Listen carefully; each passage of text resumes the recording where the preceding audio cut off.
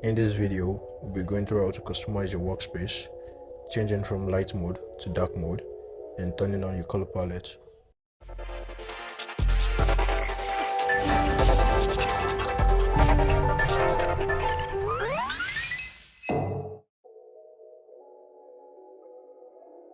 Customizing your workspace. Welcome back. In your interface, locate the windows and the menu bar.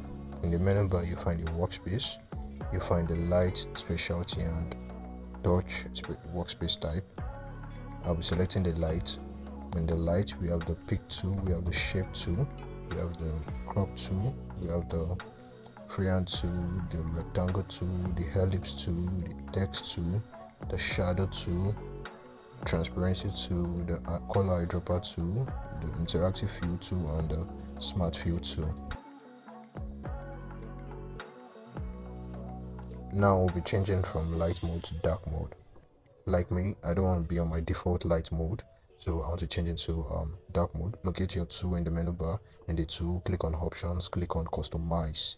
Then under customize, you find your appearance. Once you're on appearance, locate the theme, then click on the drop menu, change to dark, then immediately click OK, and tada, you have it here.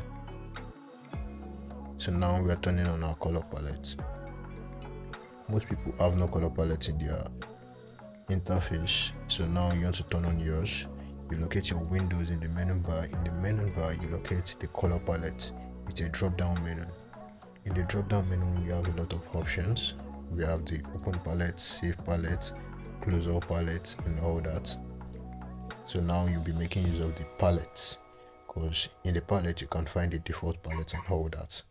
So locate your windows. As I said, in the windows, locate your color palette, locate the palette, you click on your palette, then it comes up on the sidebar. You hold on for it to load. On the sidebar, you have your palette already, so it gives you a lot of options to choose from everything. Now I want to turn on our default palette.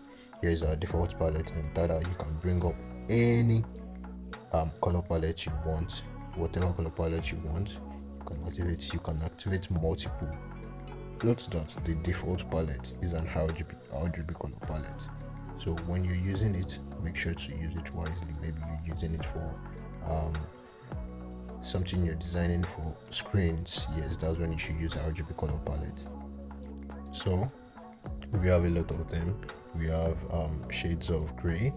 We have a lot of them. I'll be showing you every drop down menu there. You can see we have the Pantone. Inside the Pantone, we have a lot of drop downs too. See, when we activate them, the Pantones give you varieties of similar color. Can you see this? This is what you get from Pantone. You get a lot of colors from there, different shades of blue, red, green, gray, and whatever it is, whatever you want. So you can play with everything here. You can play with everything here to see whatever colors you want. And if this video was helpful all through, make sure to give it a like, share to your friends that you think they might need it, and also if you're new on this channel, make sure to subscribe. Thank you very much. Stay tuned for more videos like this.